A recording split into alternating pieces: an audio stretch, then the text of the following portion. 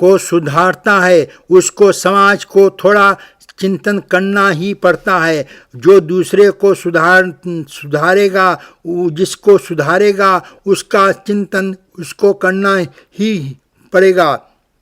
जो समाज को सुधारता है उसके मन में समाज आ जाता है, और जो समाज को सुधारता है समाज उसके मन में आ जाता है। समाज आज उसको भगवान के से दूर करता है, इसलिए उसका मध्यम श्रोता और मध्यम वक्ता माना है। थोड़े समय के लिए भगवान को छोड़ो, समाज का चिंतन करना ही पड़ेगा।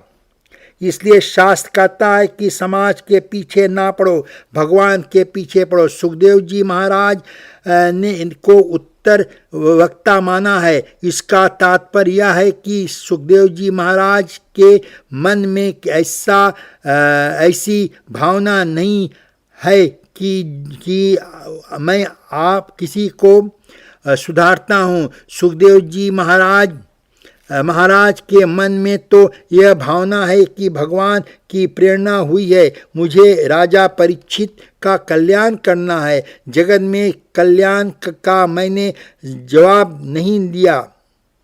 किसी का कल्याण हो या ना हो, मुझको कल्याण करना है, इसलिए सुखदेव जी को उत्तम वक्ता माना है। भीष्म पितामह भगवान के दर्शन करते हैं। दर्शन करते हुए प्राणों की परित्याग किया है, जीव को आनंद हुआ है। भगवान श्री कृष्ण धर्मराज युधिष्ठिर का राज विभीषण करने के बाद, हस्तिनापुर के राज बनाने के बाद द्वारका जाते हैं। द्वारका में भगवान श्री कृष्ण का बहुत स्वागत हुआ। उससे बाद परीक्षित राजा का जन्म होता है। परीक्षित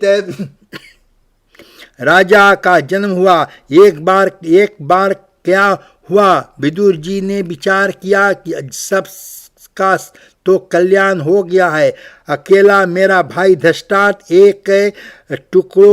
एक टुकड़ों रोटी के ऊपर पांडवों के यहाँ पड़ा हुआ है। चलकर उसने भाई को कल्याण करना है। विदुर जी महाराज घर में आए। धर्मराज युधिष्ठिर ने विदुर जी को स्वागत किया और आप धर्मात्मा हैं, आप बहुत पुण्य हैं, कर्म करते हैं। विदुर जी ने कहा, मेरा कुछ नहीं है, भगवान जो कराते हैं वही होता है, मैं क्या कर सकता हूँ। विदुर जी महाराज निंदा सुनने में दुख नहीं होते और प्रसन्नता सुनने में सुख नहीं होता।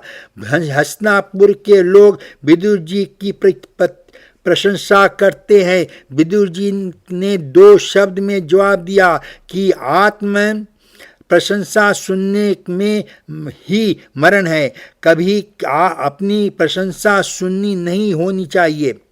कोई जीव आप के सामने आपकी प्रशंसा करता है, उसको वंदन करके कहना कि मैं क्या करता हूँ, मैं तो अधम जीव हूँ। ऐसा करने से पुण्य बढ़ेगा। अपनी प्रशंसा सुनने से, अपने द्वारा पुण्य करने से और अपने कहने से जिसका सुनने का अनुभूति होती है उसका पुण्य नष्ट हो जाता है। शास्त्र कहता है कि पुण्य करना, लेकिन अपने द्वारा किया हुआ पुण्य तथा कथा किसी को कहना नहीं। अपने द्वारा किया हुआ पुण्य जो दूसरे को कहता है, याद रखना उसका पुण्य नष्ट हो जाता है। जीव का ऐसा स्वभाव है कि जीव पुण्य का कहता है और पाप को छुपाता है, पाप को दूसरे को नहीं कहता। विदुर जी ने कहा, मेरी कोई प्रशंसा ना करो। विदुर जी मध्यरात्रि के समय विचार करने के लिए चले। उस समय धृतराष्ट्र को उपदेश करूँगा। मध्यरात्रि के समय विदुर जी धृतराष्ट्र को मिलने गए। जाकर के देखा धृतराष्ट्र जी नींद नहीं आती है। विदुर जी ने कहा, धृतराष्ट्र जवानी में तो बहुत पाप करता था, बहुत से वृद्धावस्था में नींद नहीं आता। धृतराष्ट्र ने कहा, विदुर जी कहाँ से आए हो? मेरी ऐसी इच्छा है, सभी कौरवों का विनाश हो गया है, अब तुम यहाँ क्यों खड़े हो चलकर मेरे साथ तीर्थ यात्रा करो। धृतराष्ट्र ने कहा, विदुर भैया तुम सत्य कहते हो, पुण्य करना चाहिए, लेकिन क्या करूं? मेरा जो भतीजा है वह बहुत लायक है, मेरे बहुत सेवा करता है। विदुर जी ने कहा, भतीजा तो लायक है, तभी कभी विचार किया कि काका कितना लायक है? करे, भतीजा तो लायक है। थोड़ा विचार किया कि भीम को जहर का लड्डू खिलाने का प्रयास किया था दुर्योधन। धृतराष्ट्र, तेरे को शर्म नहीं आती है? उन पांडवों के यहाँ बैठ करके शक्कर का लड्डू खाता है। मुझको तुझको डूब करके मर जाना चाहिए। अरे धर्मराज जो धर्म रूप है, कभी उसको यह नहीं कहेंगे कि तुम यहाँ से चले जाओ। अब किस लिए घर में ममता में मोह माता में पड़ा हुआ है। याद रखना, विवेक के घर को छोड़ देना तो यह घर सुख हो देगा, और जब काल जबरदस्ती धक्का मार करके घर को छुड़ाएगा तो यही घर दुख देगा। शास्त्र कहता है, जीवन में ममता के कम करना चाहिए। लोग धीरे धीरे ममता को ही छोड़ते हैं। घर में भगवान अनुकूलता करते हैं। घर में जब पुत्र योग हो जाए, सम्मति योग हो जाए, तो उस संपत्ति को अपना अधिकार दे देना चाहिए। अरे यदि संपत्ति या अधिकार नहीं दिया तो आज का भक्ति युग में जबरदस्ती अधिकार ले लेंगे। थोड़ा विचार करो कि लड़के तो प्रेम से देना चाहिए, यदि लड़के को प्रेम से नहीं दिया तो वे लड़ करके ले लेंगे। शास्त्र कहता है कि इसी जीवन में भक्ति करनी है। जीवन थोड़ा है, भगवान ने अनुकूलता दी है, अपना अधिकार पुत्रों को सौंप दिया है। घर वालों से इतनी आशा करनी चाहिए कि समय पर भोजन मिलता रहे, सम्मान सुरक्षित रहे। घर में जो ज़्यादा ममता करता है, घर में जो ज़्यादा बोलता है, उसको अपमान सहन करना पड़ता है। विदुर जी ने कहा, धृतराष्ट्र कब तक यहाँ रहेगा? मेरा ऐसा विचार है कि घर को छोड़ दे, नहीं तो काल तुझको धक्का मारकर छुड़ा देगा। तब तो घर छोड़ना ही पड़ेगा, सभी को छोड़ना है। ऐसा जगत में कोई जीव ऐसा पैदा हुआ नहीं है जिसको संसार छोड़कर जाना नहीं है। एक कवि ने कहा कि सोने के लंका श्री रावण क्या लेकर गया है। विदुर जी ने धृतराष्ट्र को समझाया। धृतराष्ट्र को समझाने के बाद विदुर जी धृतराष्ट्र को गंधारी को लेकर के यात्रा करने का विचार करके बाहर जाते हैं। प्रातःकाल में धर्मराज युधिष्ठिर ने देखा कि हमारे काका धृतराष्ट्र कहाँ गए। उस समय नारद जी पधारे। नारद जी ने कहा कि भगवान की प्रेरणा से आया हूँ। धर्मराज धर्म का स्वरूप हो, तुम दूसरे को विचार ना करो। जहाँ तुम्हारे काका गए हैं वहाँ तुमको भी जाना है। जीव को जो आता है उसके लिए रोता है। जीव जब चला जाता है तो जीव रह जाता है, रोता है। कभी यह विचार नहीं करता कि मुझको भी एक दिन जाना है। रोने से क्या मिलेगा? आपकी तैयारी करो। परीक्षित राजा धीरे से धीरे बढ़ने लगे। परीक्षित राजा को राज मिला। युधिष्ठिर ने वो सभी पांडवों लोग स्वर्ग के लिए प्रस्थान करते हैं। इधर परीक्षित राजा धीरे धीरे बड़े होने लगे। परीक्षित राजा ने विचार किया कि जिस भगवान के गर्भ में मेरी रक्षा की वह भगवान कहाँ छुप गए हैं। परीक्षित शब्द का अर्थ क्या है? जो चारों ओर ईश्वर का दर्शन करता है उसी को परीक्षित कहते हैं।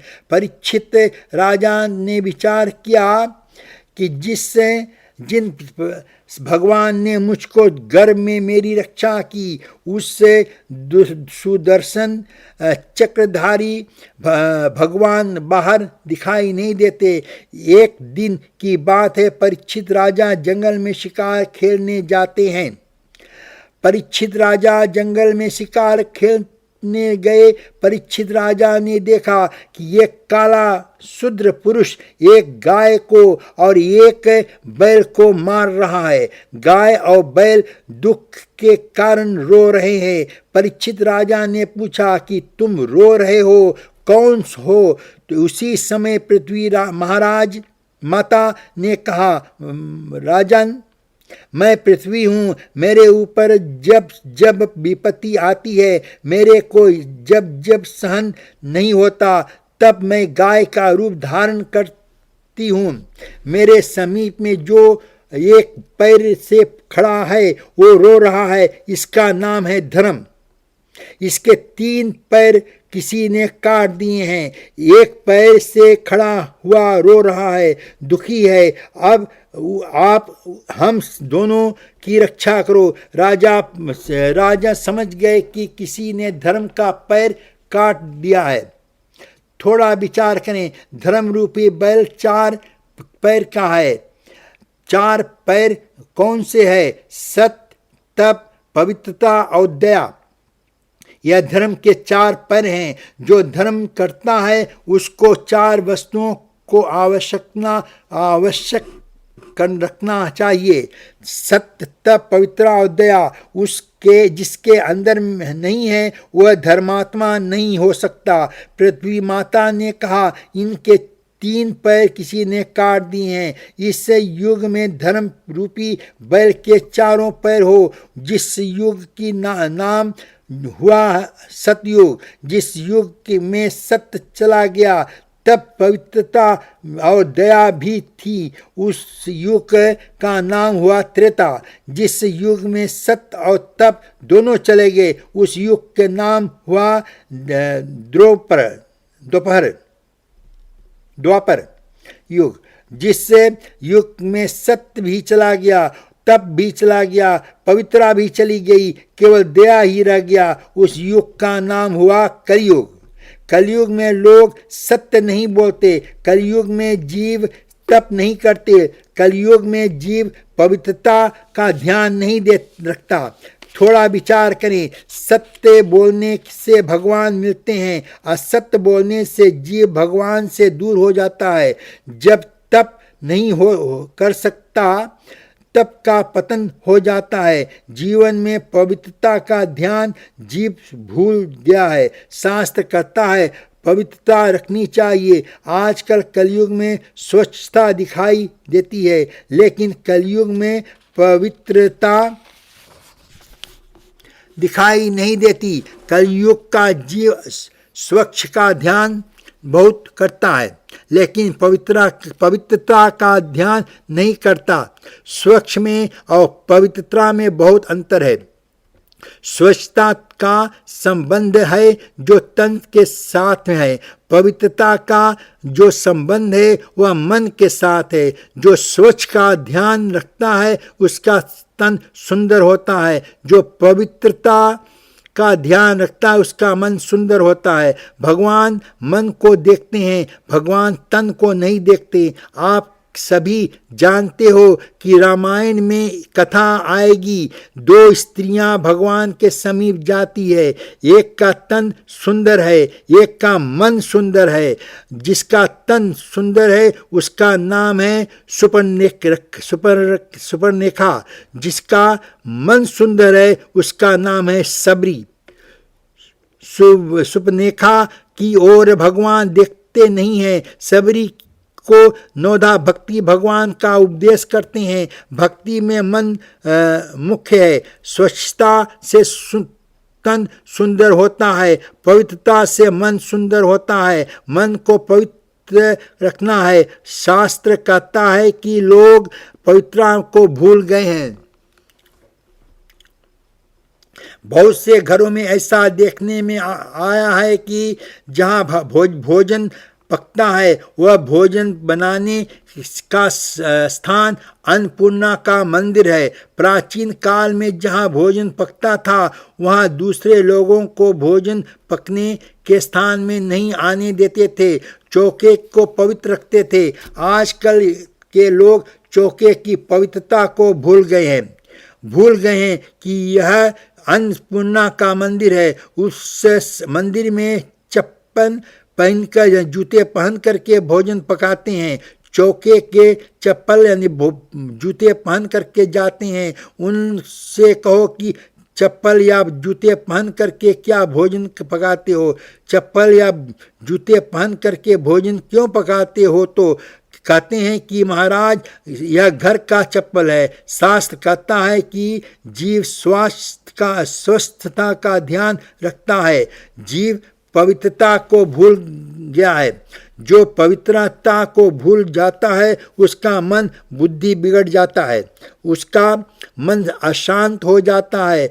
आप भगवान के प्यारे भक्त हो और आप वैष्णव हो, आप भगवान की कथा सुनते हो। ध्यान रखना, पवित्रता रखनी चाहिए। सूत जी महाराज वर्णन करते हैं कि ऋषियों कलयुग में धर्म केवल दया के ऊपर टिका हुआ है।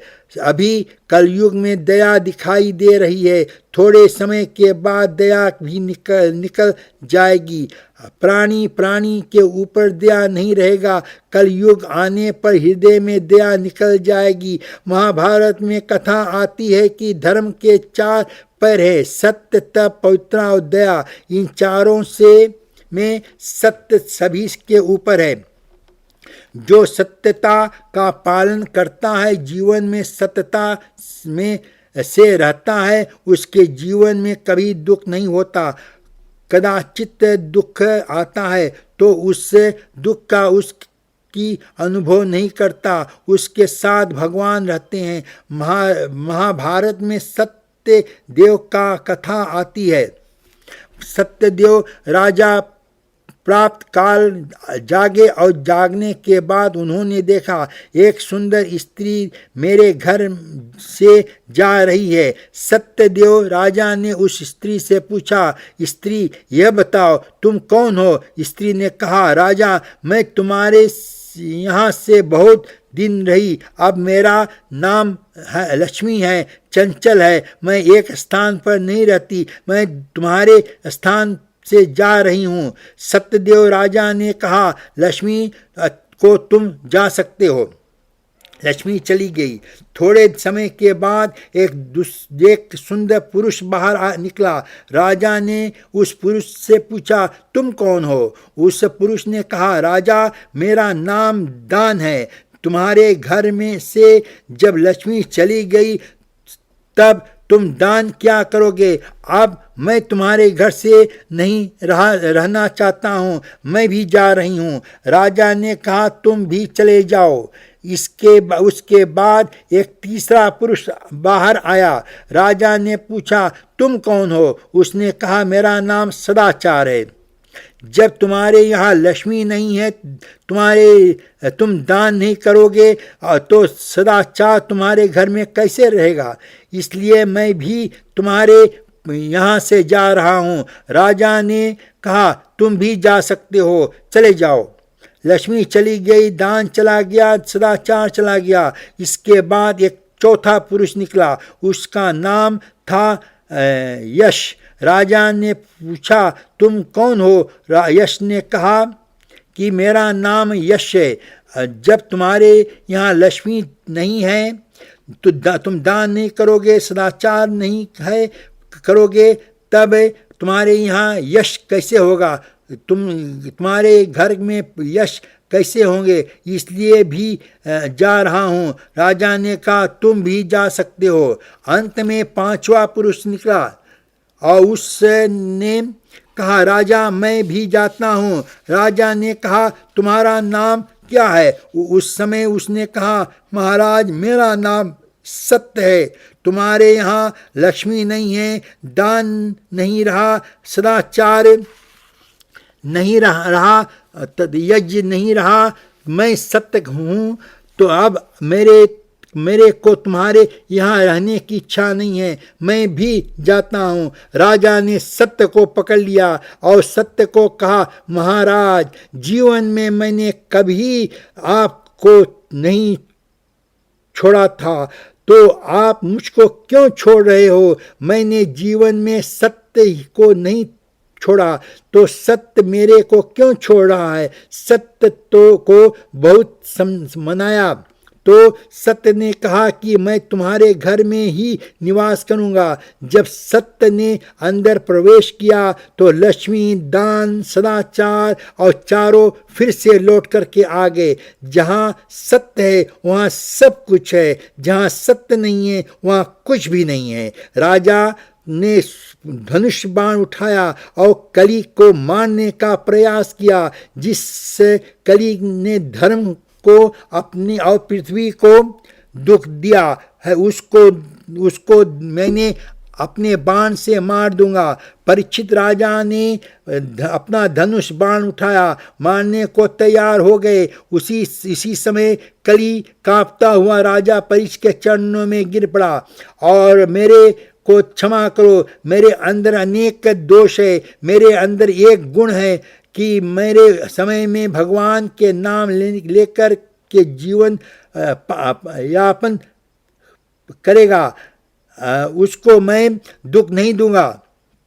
कलयुग में जो चलते उठते बैठते भगवान को जो तप करता है, कली उसको दुख नहीं देता है। सूत जी महाराज वर्णन करते हैं कि जब राजा परीक्षित ने धनुष बाण उठाया, कली राजा परीक्षित के चरणों में गिर पड़ा। कहते हैं कि महाराज मेरी रक्षा करो। राजा ने कहा, मेरे समय में तेरे रहने के धर्म और पृथ्वी दुखी है, तुम मेरे राज से निकल जा। कलयुग ने कहा, मैं भी आपका दास हूँ, मैं कहाँ जाऊँगा? मेरे रहने के लिए कोई सुंदर स्थान बता दो। राजा परीक्षित ने कलयुग को रहने के लिए 4 स्थान बताए। सबसे पहले स्थान बताया कि जुआ, जहाँ लोग जुआ खेलते रहते हैं वहाँ तुम रहो। जहाँ जुआ होता है वहाँ कली का निवास है। जहाँ लोग मदिरा पान करते हैं कली का निवास है। जहाँ लोग बुद्धिपूर्वक किसी जीव को हिंसा करते हैं वहाँ पर कली का निवास है। जहाँ लोग आकारण पर स्त्री की चिंतन करते हैं, पर स्त्री पर चर्चा करते हैं, वहाँ भी पर कली का निवास हुआ। जुआ, मदिरा, स्त्री संग, हिंसा और ये 4 स्थान राजा परीक्षित ने कलयुग में रहने को बता दी। कलयुग चरणों से गिर पड़ा और कहा, महाराज यह 4 स्थान अपवित्र है, अच्छा स्थान बताओ। जब कलयुग ने पुण्य याचना की तब राजा परीक्षित ने याचना करने पर कलयुग को 5वां स्थान वर्णन किया। स्वर्ण में तेरा निवास रहेगा, सोने में कलयुग का निवास है। शास्त्र कहता है कि कलयुग में ज़्यादा सोना नहीं पहनना चाहिए। विवाह का समय उत्सव है या कौन धार्मिक उत्सव है, उस समय थोड़ा पहन लो, अच्छा है। लेकिन 365 दिन स्वर्ण पहन करके यानी साल भर स्वर्ण पहन करके बाजार में घूमना नहीं चाहिए। ज़्यादा पहन कर जो घूमता है उसको क्या दशा होती है तुम तो जानते हो, क्योंकि कलयुग का निवास है। कलयुग का और जोर बहुत बढ़ रहा है। सूत जी महाराज कहते हैं, 5वां स्थान रहने के लिए बताया सौरण सोना कलयुग वहाँ चला गया। उसके बाद एक दिन राजा परीक्षित ने विचार किया कि मेरे पूर्वजनों ने मेरे लिए बहुत कुछ रखा था कि नहीं रखा है।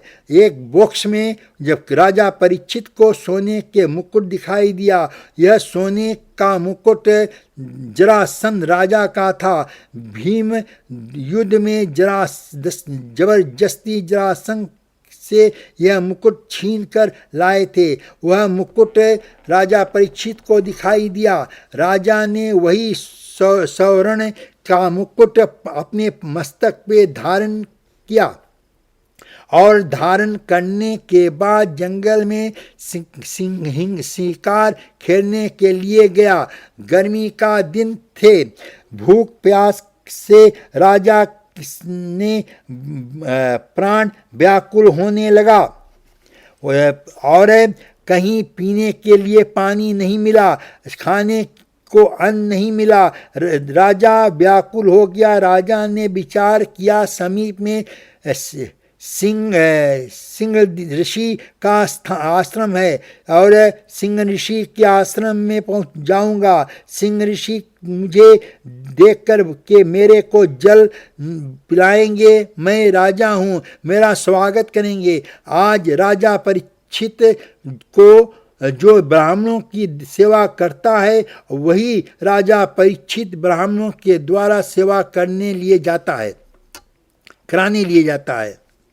परीक्षित राजा सिंह ऋषि के आश्रम में पहुंचा।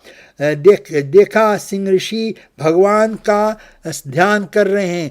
दोनों आंखें बंद है और शरीर स्तब्ध है। राजा परीक्षित के प्राण प्यास से व्याकुल हो रहा है।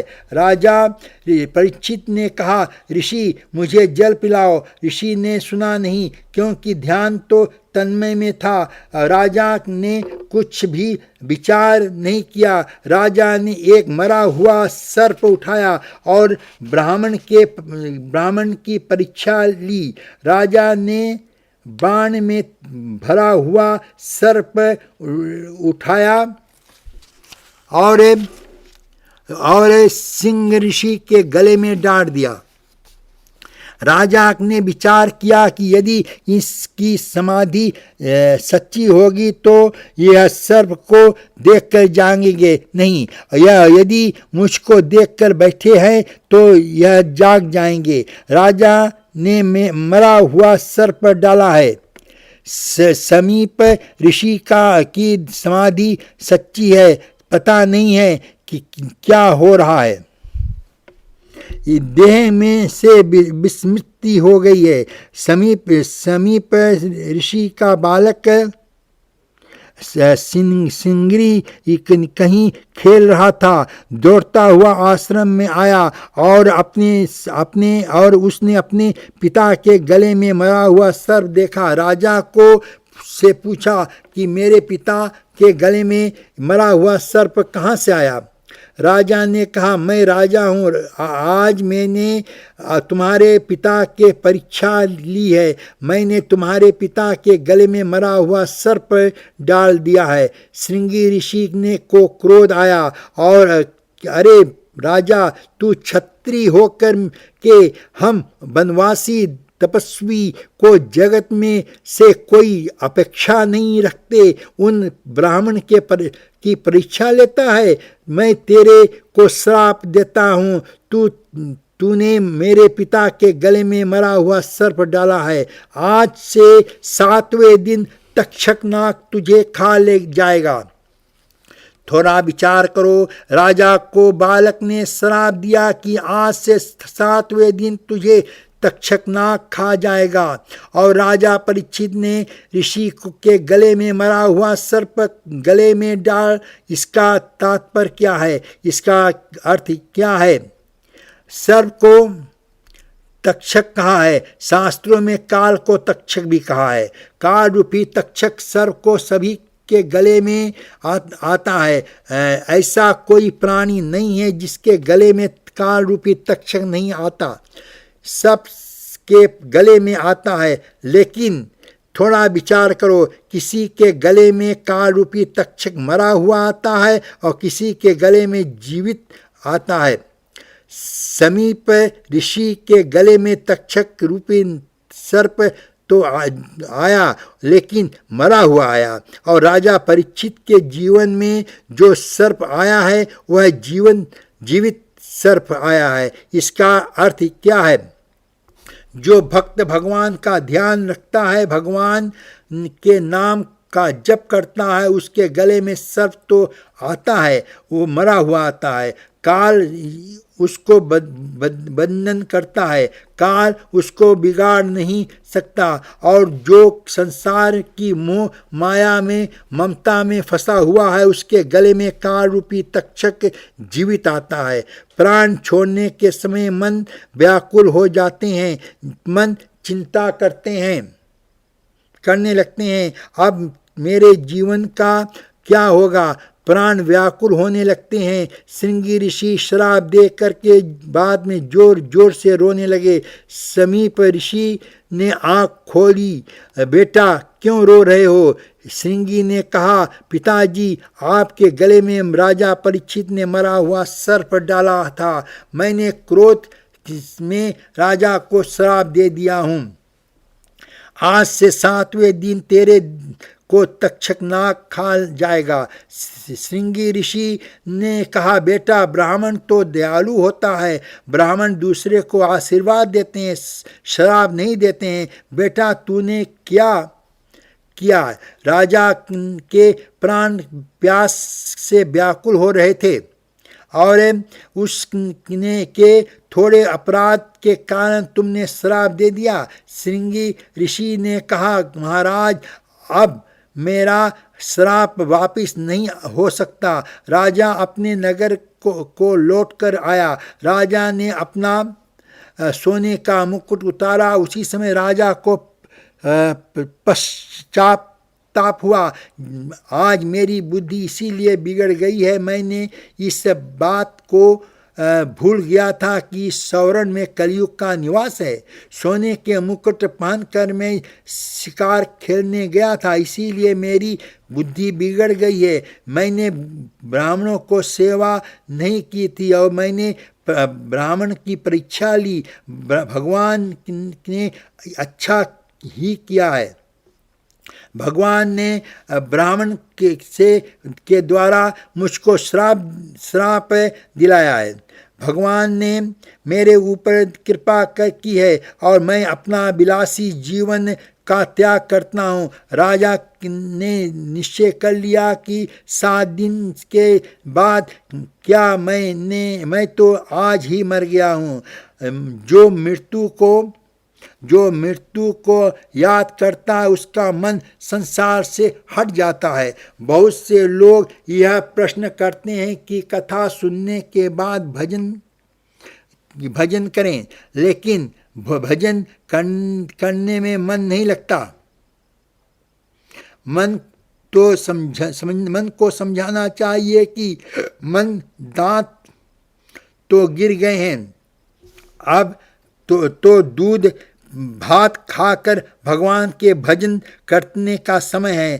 काल तो सावधान करता है, लेकिन मानव सावधान नहीं होता, कभी मन को समझता नहीं है, भजन में मन नहीं लगता। इसका कारण क्या है कि जीव भगवान को तो याद करता है, लेकिन मृत्यु को याद नहीं करता। तो मृत्यु को याद करता है, उसी को भगवान में प्रेम होता है। और मृत्यु को जो रोज याद करो। प्रातः काल जागते के बाद रात्रि में सोने से पहले जिस शरीर के साथ मैं इतना प्रेम करता हूँ, उस शरीर को मैं इतना सजाता हूँ, उस शरीर को एक दिन अग्नि में जलाकर राख कर देगा। परीक्षित,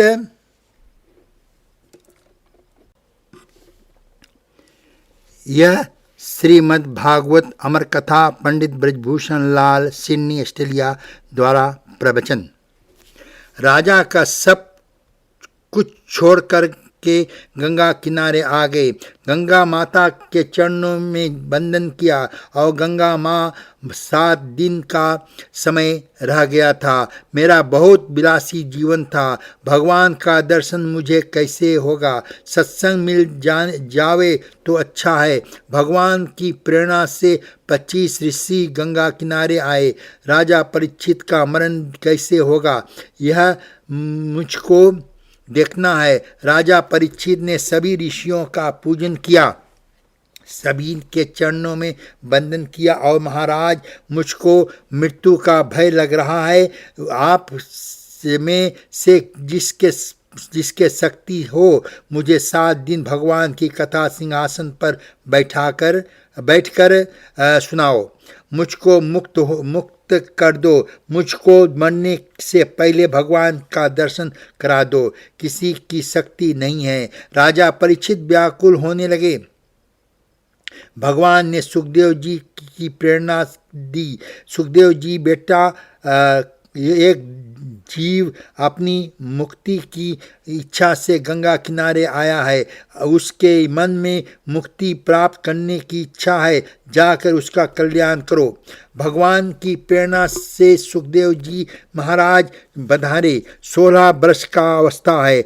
नग्न वेश में है। उनकी ब्रह्म दृष्टि स्थिर हो गई है। भगवान का ध्यान करते हैं। भागवत में श्लोकों में का पाठ करते चले आ रहे हैं।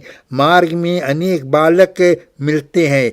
सुखदेव जी के नग्न वेश को देखकर कहते हैं, पागल है। सुखदेव जी महाराज कहते हैं, पागल तुम हो जो संसार के में फंसे हुए हो। मैं तो सतत भगवान का ध्यान करता हूँ। सुखदेव जी कुछ बोलते नहीं हैं। जिस समय राजा परीक्षित की सभा में सुखदेव जी महाराज ने प्रवेश किया, सभी ऋषि अपने अपने आसनों से उठकर खड़े हो गए। सुखदेव जी महाराज का तेज किसी को सहन हुआ नहीं। सभी ऋषि ने जय जयकार करने लगे।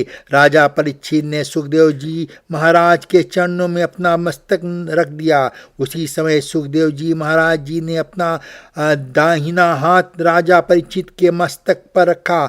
उसे अनुभव कराया कि तेरा कल्याण हो गया।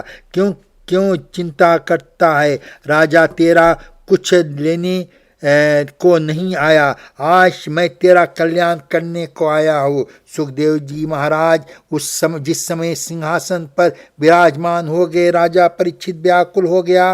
राजा ने कहा, महाराज मेरा मरण समीप है। राजा ने एक ही प्रश्न किया है कि महाराज ये बताओ किसका मरण समीप हो में है और उसको क्या करना चाहिए।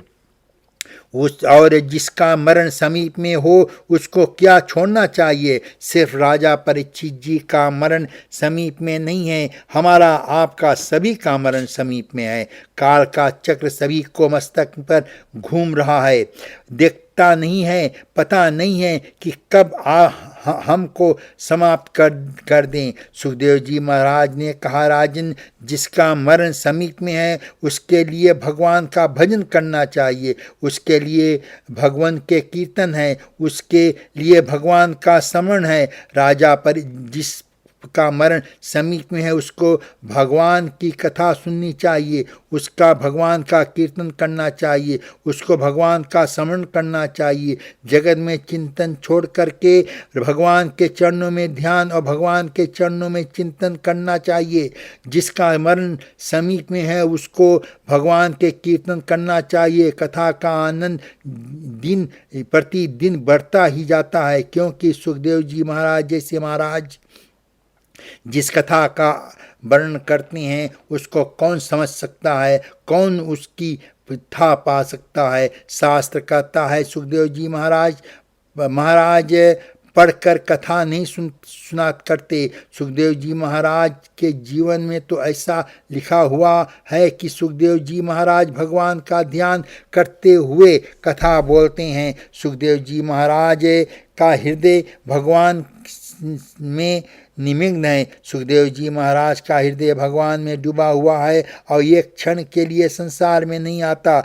सुखदेव जी महाराज राजा परीक्षित को अनेक कथाएं सुनाई हैं। इस संसार में कोई दयालु हुआ नहीं है और कोई दयालु होगा नहीं। जीव के साथ जो प्रेम करता है वह स्वार्थ के लिए करता है। जीव के साथ भगवान जो प्रेम करते हैं उसको कोई स्वार्थ नहीं है। भगवान सर्वकाल जीव का रक्षक करते हैं। जीव भगवान संसार में अनेक के बार भटकता रहा है। 84 लाख योनियों में भटकने के बाद जीव को कहीं सुख और शांति नहीं मिली। तब जीव भगवान के शरण में गया। भगवान के कृपा करने के बाद मानव शरीर मिला है। इस मानव शरीर का प्राप्त करने के जीव कहता है कि भगवान को नहीं मानता, भगवान को जो नहीं मानता, भगवान को जो नहीं भजता, भगवान को जो भी प्रकाश देते हैं, सूर्य नारायण प्रत्यक्ष नारायण हैं। थोड़ा विचार करें कि कोई प्राणी यह कहे कि सूर्य नारायण को नहीं मानता तो क्या सूर्य नारायण भगवान के उसके घर में प्रकाश देना बंद कर देंगे? जीव को कोई ऐसा बोले कि मैं तुम्हें नहीं मानता, जीव को बुरा लगता है। भगवान को कभी बुरा नहीं लगता, क्योंकि भगवान जानते हैं कि जीव मेरा अंश है, मेरे में अलग नहीं हो सकता है। यह जो बोलता है अज्ञान के कारण बोलता है। भगवान को जो मानता है भगवान उसको भी प्रकाश देते हैं। भगवान को जो नहीं मानता भगवान उसको भी प्रकाश देते हैं। भगवान को जो मानता है भगवान उसको भी जल देते हैं, पवन देते हैं। भगवान के द्वारा जो विषमता नहीं है, विषमता जीव के द्वारा में है। जीव के साथ कपट करता है, भगवान जीव के साथ कपट नहीं करते। सर्वकाल जीव का रक्षण करते हैं। इसलिए संतों ने कहा है कि प्रेम से जब समय मिले भगवान के नाम का जप करो, भगवान को ही ध्यान करो, भगवान का ही चिंतन करो, क्योंकि भगवान के सिवाय जगत में कोई हमारा हितैषी नहीं है। भगवान शंकराचार्य जी ने एक सुंदर ग्रंथ लिखा है जिसका नाम है विवेक चूड़ामणि। विवेक चूड़ामणि ग्रंथ में भगवान शंकराचार्य जी ने ऐसा कहा है कि मनुष्य का शरीर कैसा है। भगवान ने कृपा करके यह शरीर दिया है। यह देह इस प्रकार है कि जो भगवान में श्वासों दी है उन श्वासों को गणना हमारे और आपको नहीं बताई है कि कितना श्वासों को मैं आपको देता हूँ। भगवान ने जगत में सब कुछ जीव को दिया है। 6 वस्तु भगवान ने अपने हाथों में रखी है, क्योंकि भगवान जानते हैं कि जीव स्वार्थ के कारण अपने पद से गिर जाता है।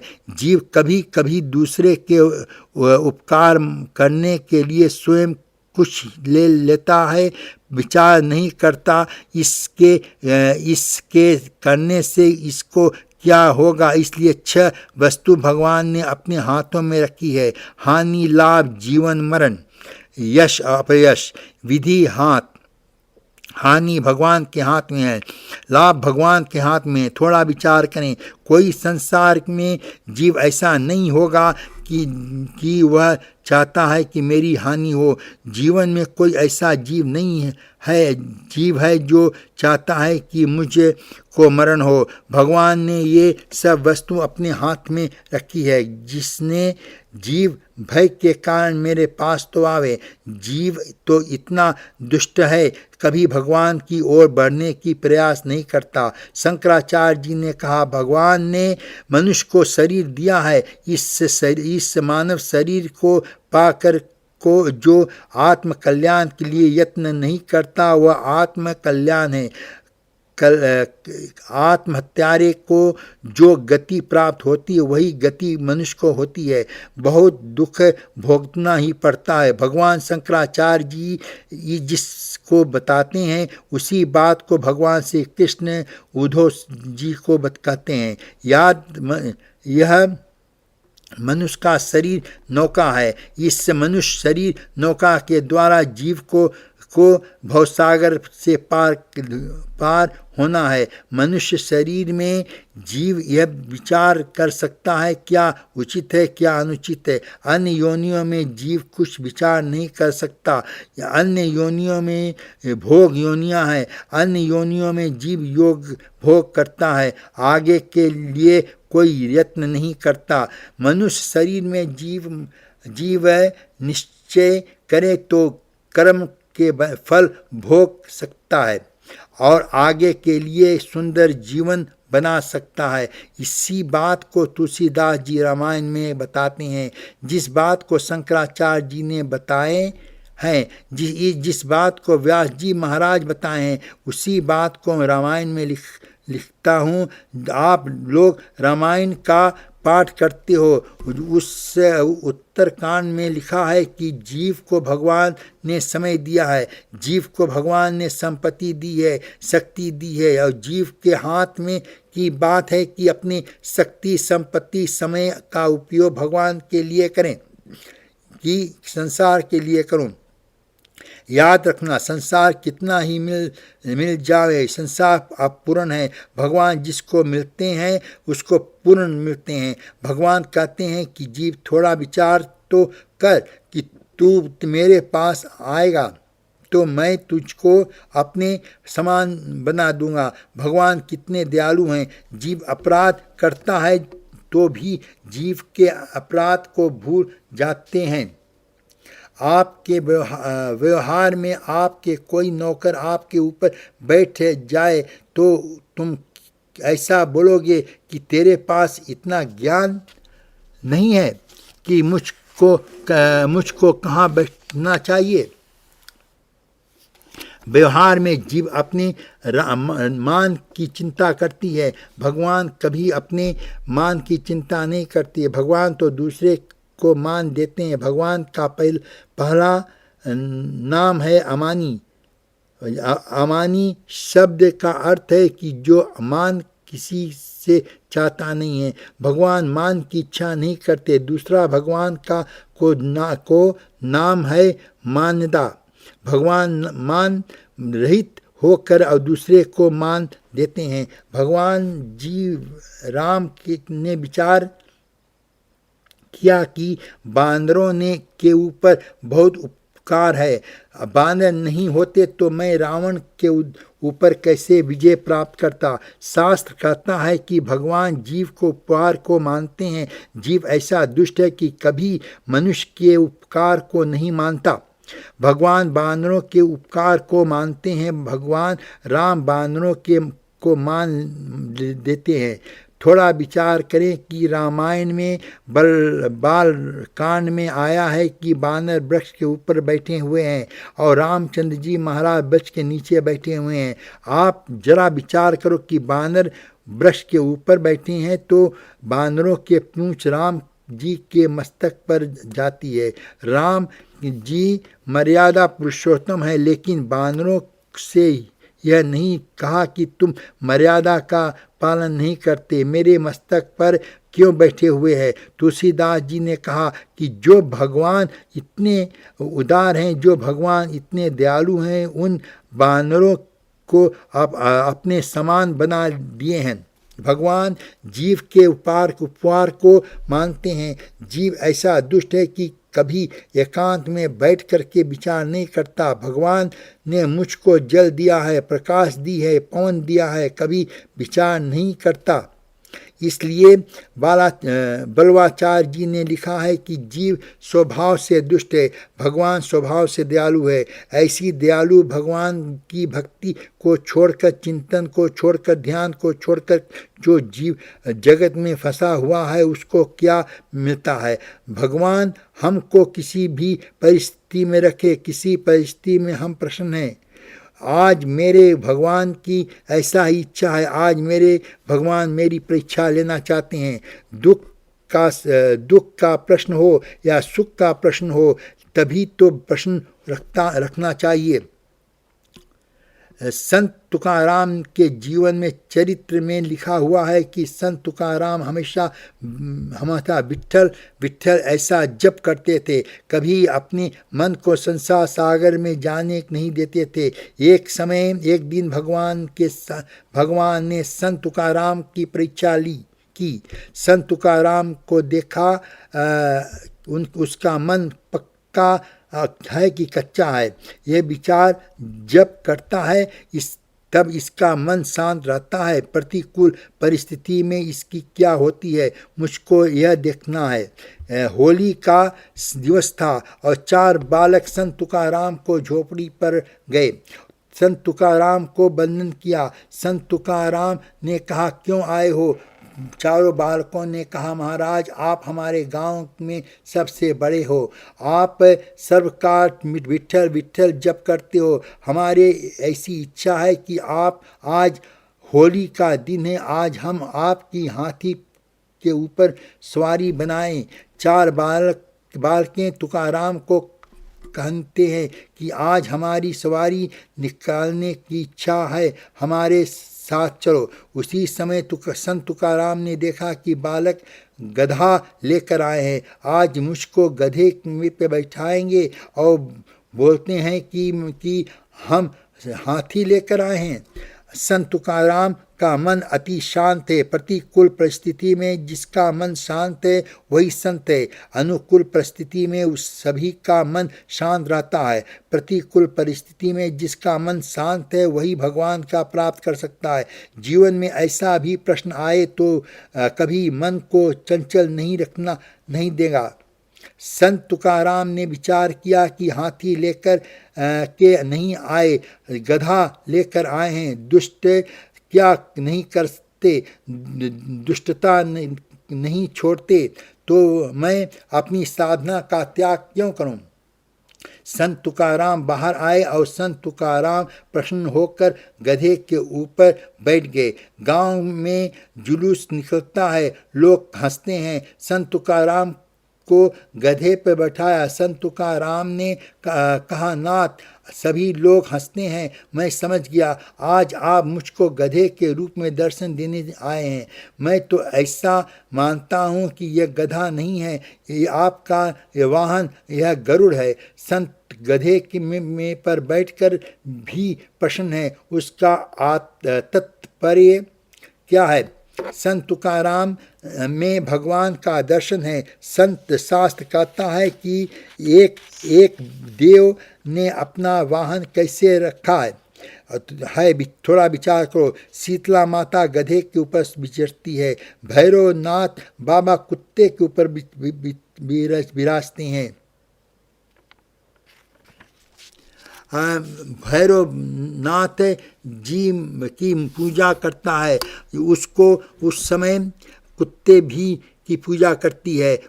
शीतला माता को जो पूजन करता है उस समय उससे गधे का भी पूजन करना पड़ता है। सनातन धर्म यह बताता है जगत में भगवान के सिवाय दूसरा कुछ भी नहीं है। इसलिए सुखदेव जी महाराज कहते हैं, राजन यदि तक्षक नाग से मुक्त होना है तो एक काम करो, सभी में भगवान का दर्शन करो। सभी में अंदर भगवान है।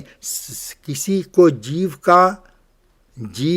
का अनादर ना करो, सभी को मान दो। भगवान श्री राम ने कहा, भरत जी सभी को मान देता है, वह मुझको प्राणों के समान प्यारा है। राजा परीक्षित पहला प्रश्न सुखदेव जी से किया कि महाराज बताओ कि जिसकी मृत्यु समीप में है उसको क्या करना चाहिए? जिसका मरण समीप में है वह किसका चिंतन करे, किसका चिंतन ना करे? सुखदेव जी महाराज ने कहा, राजा क्यों चिंता करता है? तेरा समय अभी बहुत बाकी है, 7 दिन का समय है। 7 दिन में मैं तुमको भगवान का दर्शन करा दूंगा। सुखदेव जी जैसे सद्गुरु मिल जाए और राजा परीक्षित जैसा सत शिष्य मिल जाए तो 7 दिन तक तो क्या भगवान 7 मिनट में मुक्त दिला सकता है। सुखदेव जी महाराज ने कहा, राजा चिंता ना करो, तुमने जो प्रश्न किया है तेरे प्रश्न में तेरा ही कल्याण नहीं है, सारे संसार का कल्याण है। तुमने जो प्रश्न किया है उस प्रश्न में जगत का कल्याण है। राजा जीव मात्र काल के मुख से में पड़ा है। राजा जीव भूल गया है कि मेरे मस्तक पर काल नाच रहा है, तो भी काल का काल भगवान के शरण में नहीं आता है। काल उसको मारता है जिसको संसार में से प्रेम है। काल उसको नहीं मारता जो भगवान के नाम का साथ खेलता है। काल उसका बंधन करता है। सुखदेव जी महाराज कहते हैं, राजन, मानव जीवन थोड़ा है। इस थोड़े समय में मनुष्य की आयु 100 वर्ष की है। 100 वर्ष की आयु में मानव की 50 वर्ष की आयु सोने में निकल जाते हैं। रात्रि सोने के लिए चली जाती है। जीवन का बहुत सारा भाग मनुष्य के संसार सुख भोगने में चला जाता है। मनुष्य का बहुत सा समय अर्थ की चिंता में जाता है। धन कहाँ से आएगा और इस धन का रक्षण कैसे होगा। बहुत सा समय अर्थ की चिंता में जाता है और जो अर्थ कमाया है उस अर्थ का द्वारा परिवार का पोषण करने में बहुत सा बीत जाता है। थोड़ा विचार करो, मानव की आयु 100 वर्ष की है। कलयुग में मानव पर आयु 100 वर्ष की है, लेकिन 100 वर्ष नहीं जिएगा। तो जो कि जिसमें बहुत सी ही खाया पिया है। ये एक संत ने वर्णन किया है कि जो 100 वर्ष कौन जिएगा। जिस समय भगवान श्री कृष्ण से इस स्थाराम पर गए थे, उससे लोग माखन मिश्री खाते थे और भगवान श्री राम इस धराधाम पर थे, वे जो लोग घी खाते थे। कृष्ण राज्य में माखन मिश्री और राम राज्य में घी और कलयुग राज में तो पानी फूक फूक कर पी। जिसके पर जाओ घर में तैयार है। जिसके देश में दूध की नदियाँ बहती थी, आज उस देश में यह दशा हो गई कि शुद्ध दूध भी नहीं मिलता है। लोग चाय के समीप हो गए हैं। जो चाय का जो पान करेगा 100 वर्ष कैसे जिएगा। शरीर में शक्ति कैसे होगी। इसलिए सुखदेव जी महाराज कहते हैं, राजन, मनुष्य का बहुत सारा भाग निद्रा में जाता है। बहुत सारा भाग संसार के सुख भोगने में जाता है। बहुत मनुष्य का दिवस का जो समय है अर्थ की चिंता में जाता है, कुटुंब की पोषण में जाता है। इसलिए राजन, समय बहुत कम है। एक क्षण में उपयोग करोगे करोगे तो उस संत को कहते हैं कि जो संत का उपयोग करता है, तन और धन इन दोनों को जो संभालता है उसका संसारी कहते हैं। तन और धन दोनों की अपेक्षा जो अपने मन को सर्वकाल संभालता है। मेरा मन कहाँ जाता है, मेरा मन बिगड़ा जाता है, सुधरा है। जो मन को देखता है वही संत है। संत तन की चिंता नहीं करते, संत धन की चिंता नहीं करते, संत सर्वकाल मन को देखते हैं। संत विचार करते हैं कि तन अनेक जन्मों से मिलता है, छूट जाना है, धन मिलेगा छूट लाए, लेकिन यह मन मरने के बाद भी साथ आएगा। इसलिए संत मन को संभालते हैं।